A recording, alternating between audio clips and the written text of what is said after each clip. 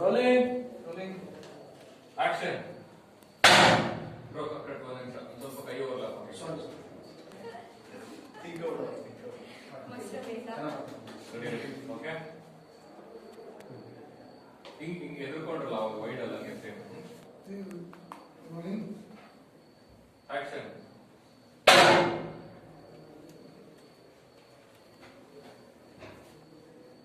ನಿಂಗೆ ಕೂರಕ್ಕೆ 2 ಸೀಟ್ ಬೇಕಾಗುತ್ತೆ ಅಲ್ವಾ?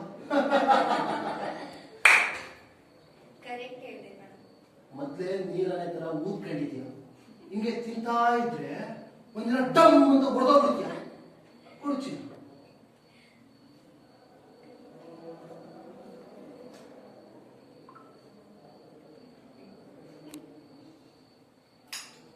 ಚೆನ್ನಾಗಿದೆ.